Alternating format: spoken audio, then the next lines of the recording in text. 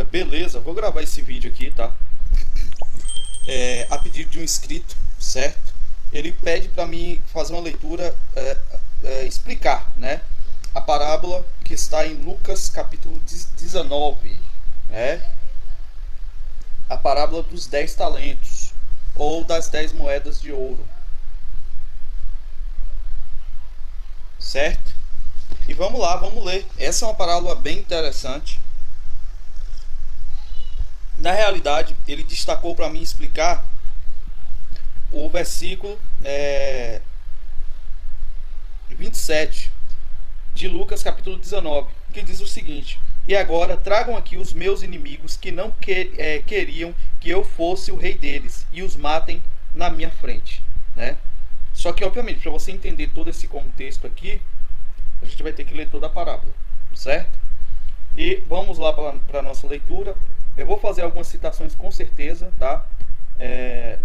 Tem um tempo que eu li essa parábola, mas como foi um pedido, eu vou ler ela aqui juntamente com vocês e vou fazer os comentários em cima e vou fazer algumas citações. Algumas citações talvez eu dê uma referência precisa, outras não, mas é fácil você encontrar na Bíblia, tá? Então vamos lá. Jesus contou uma parábola para os que ouviam. Deixa eu ver se eu preciso ler o contexto antes da parábola. Aqui vai falando a passagem de Jesus e Zaqueu, quando Zaqueu desce da árvore. Não é necessário, né? Mas vamos lá. Jesus contou uma parábola para os que ouviram o que ele tinha dito. Agora, ele estava perto de Jerusalém e por isso eles estavam pensando que o reino de Deus ia aparecer logo. Então Jesus disse. Então você vê que o contexto da parábola era o quê? Eles acreditavam, por tudo que Jesus já tinha falado, que o reino de Jesus viria logo, né? Ia aparecer logo. Então Jesus disse: certo homem de uma família importante foi para um país que ficava bem longe, para lá ser feito rei e depois voltar. Percebeu? Você já pega o contexto aqui, que é algo muito além das simples palavras que Jesus usou. Ó, certo homem de uma família importante. Que homem é esse? De uma família importante. Essa família importante, vamos adiantar, né, o entendimento, obviamente, é a família celestial. Ele veio para um lugar que ficava bem longe, que é a terra, para ser feito rei e depois voltar. Certo? Antes de viajar, né, ele veio e agora ele vai voltar. Quando é que ele vai voltar? A sua morte, né? Ele voltou para o céu depois que morreu. Mas antes de ele voltar, veja bem o que é que ele vai fazer. Antes de viajar, chamou 10 dos seus empregados, tá? 10, não se sempre mente, 10, sempre mente, 10 virgens, 10 dracmas, os 10 talentos, 10 moedas de ouro. Todas essas parábolas têm a mesma ligação, tá? Todas elas. E é provável que com isso, com esse vídeo aqui, eu vou estar pegando todos esses 10. As 10 virgens, as 10 dracmas perdidas, tá? Os 10 talentos e as 10 moedas de ouro. Aqui a gente está falando sobre as 10 moedas de ouro. Então vamos lá. Antes de viajar, chamou seus 10 dos seus empregados, deu a cada um uma moeda de ouro e disse: vejam o que vocês conseguem ganhar com esse dinheiro até a minha volta. Certo? Acontece que o povo do seu país o odiava e por isso mandou atrás dele uma comissão para dizer que não queriam que aquele homem fosse feito rei deles. Está bem claro aqui, né? Precisa explicar que esse povo que não queria que esse homem que veio de distância fosse rei sobre eles é os judeus e que este homem é Cristo? Não precisa, né? Aqui só desenhando mesmo, mas está muito claro o entendimento. Eles não queremos que este reine sobre nós, foi isso que eles disseram a Pilatos. Né? O homem foi feito rei e voltou para casa. Feito rei como? Ele morreu. E ascendeu em glória, tá? Aí mandou chamar os empregados a quem tinha dado dinheiro para saber quanto haviam conseguido ganhar. Gente, Versículo 14. E aconteceu que o povo do seu país o odiava, e por isso mandou atrás dele uma comissão para dizer que não queriam que aquele homem fosse feito rei deles. Gravem esse versículo. Eu acredito que o rapaz, me desculpe, eu esqueci o nome, que pediu para mim analisar esse texto, já entendeu. Quem leu o versículo 27 já entendeu o contexto total da parábola, né? Olha, o povo dele não queria que ele fosse rei sobre ele, né? Certo? E o odiava. Até hoje eles odeiam Cristo. Então vocês já prestaram atenção. Eu quero ser bem didático para vocês entenderem aqui. Vocês já prestaram atenção. A quem se aplica o versículo 27. Mas vamos continuar. O homem foi feito rei e voltou para casa. Aí mandou chamar os empregados, a quem tinham dado dinheiro, para saber quanto haviam conseguido ganhar. O primeiro chegou e disse: patrão, com aquela moeda de ouro que o Senhor me deu, eu ganhei 10. Isso aqui são o quê? São os talentos, são dons. O que o apóstolo Paulo diz? E Cristo dos céus designou dons aos homens, né? Uns são mestres, doutores, pastores, tá? Não estou falando de carteirinha, de denominação, estou falando de dom, tá? De uma missão, certo? E esses são os talentos, os dons espirituais, tá? Os dons, são 10 dons espirituais, não vou numerar eles aqui, mas esses talentos, esses dons, né? Essas moedas para conquistar alguma coisa, para você multiplicar ela, são também, aqui a gente pode fazer um paralelo com a parábola do semeador, tá? O que caiu em boa terra, o que caiu em má terra, o que caiu em pedregulho, o que caiu em espinhos, tá? Mas vamos lá. E o que ganhou 10, né? Muito bem, respondeu ele. Você é um bom empregado. E porque foi fiel em coisas pequenas, você vai ser o governador de 10 cidades. Jesus está falando de quê aqui? Do milênio, certo?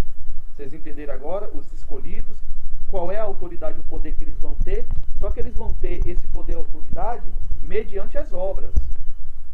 A obra que você faz aqui na terra não é para você, não é para o homem, é para Deus. Deus vai olhar o que você está fazendo, se você está ajudando alguém, se você está dando uma palavra de consolo, se você tem até financeiramente ajudado alguém, tem socorrido o necessitado pobre, é Deus que vai te recompensar. Jesus está deixando claro, vai ter recompensa. Não se engane. O segundo empregado veio e disse: patrão, com aquela moeda de ouro que o Senhor me deu, eu ganhei 5. Você vai ser governador de 5 cidades, disse o patrão. O outro empregado chegou e disse: patrão, aqui está a sua moeda. Eu a embrulhei num lenço e escondi. Tive medo do Senhor, porque sei que é um homem duro, que tira dos outros o que não é seu e colhe o que não plantou. Jesus tem uma certa rigidez. Ele respondeu: você é um mau empregado. Vou usar suas próprias palavras para julgá-lo. Você entendeu agora porque Jesus disse: não julgueis para não serem julgados? E aí ele completa: porque vocês serão julgados segundo a palavra com que vocês julgam. E depois Jesus vai dizer: julguei segundo a reta justiça. Então, não é que eu não deva julgar as pessoas, não é que eu não deva olhar e chegar lá e chamar atenção. Eu tenho que ver as palavras que eu estou usando e se eu estou usando uma regra justa para julgar aquela pessoa. Porque isso vai ser usado para me julgar também.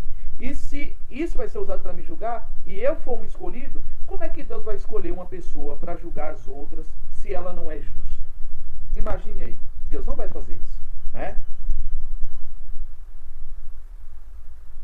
Ele respondeu: você é um mau empregado. Vou usar suas próprias palavras para julgá-lo. Você sabia que eu sou um homem duro, que tiro dos outros o que não é meu e colho o que não plantei. Então por que você não pôs o meu dinheiro no banco?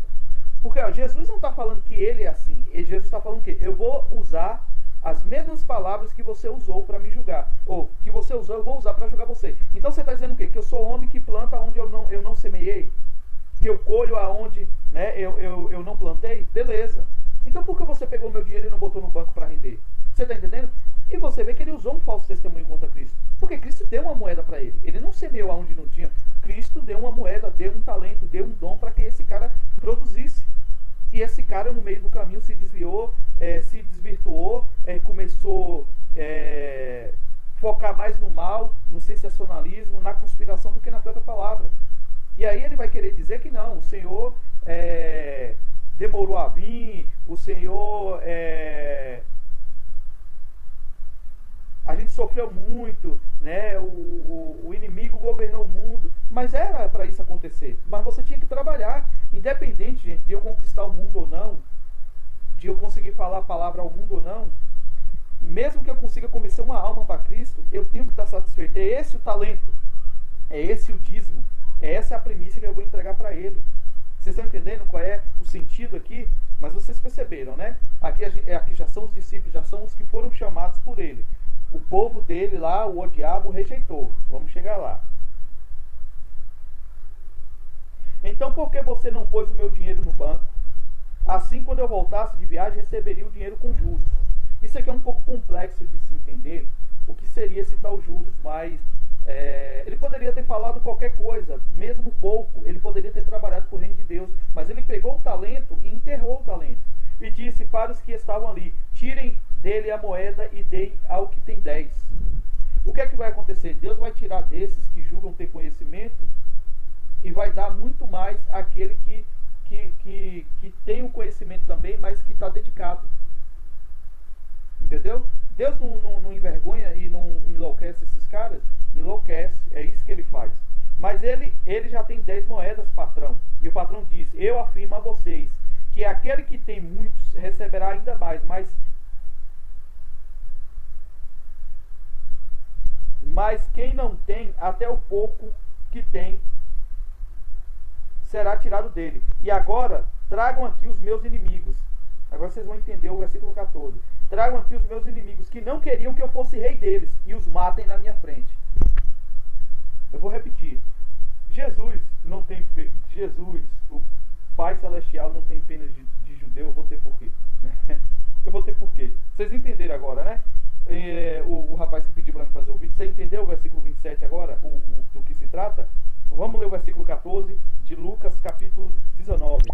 Aconteceu que o povo de seu país o odiava. Quem é o povo do país? Jesus nasceu aonde? Ele é o quê? Judeu, né? Aconteceu que o povo do seu país o odiava, e por isso mandou atrás dele uma comissão para dizer que não queriam que aquele homem fosse rei sobre eles. Aí no versículo 27, quando Jesus volta, reina em glória, resolve tudo, juízo final, julgamento, o que é que ele vai fazer? E agora, tragam aqui os meus inimigos que não queriam que eu fosse rei deles e os matem na minha frente. Vocês entenderam a moral da parábola? É pesado. É pesado. Mas são palavras de Cristo. São palavras do nosso Senhor e do nosso Messias. Vocês entenderam a moral da parábola? Vocês perceberam como o vídeo passado eu falei de 3 parábolas, né? Fiz um combinho ali. Foi um áudio que eu mandei lá no canal do Telegram. Falei de 3 parábolas e falei dessa coisa. Vocês entenderam que toda a parábola Cristo exatamente está tratando dos judeus, dele e dos gentios, da rejeição que os judeus lhe fizeram, da sua morte e ressurreição e da chamada dos gentios. Todas as parábolas, gente, todas têm o mesmo contexto de aplicação. Todas, sem tirar e sem pôr.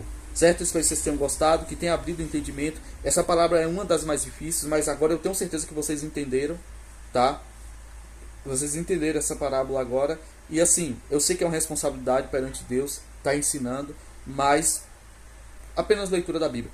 Tem uns textos em Salmos que vai fazer referência a Cristo reinando, aos talentos. Paulo vai falar dos talentos, Pedro vai falar dos talentos. Se eu não me engano, Tiago vai falar alguma coisa da questão dos talentos e obras, né? A fé sem obras ela é morta.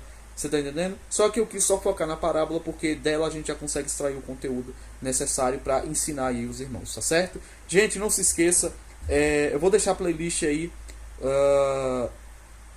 falando sobre a questão do Projeto na Roça, sobre a questão do novo conteúdo que eu quero trazer para o canal. Quem puder dar uma força nesse sentido, eu vou deixar aí. Vocês acompanham a playlist, certo? E pode me procurar lá no Telegram, através do canal, ou mandar um e-mail com seu contato, que a gente conversa, tá? Então é isso aí, galera. Valeu e até o próximo vídeo.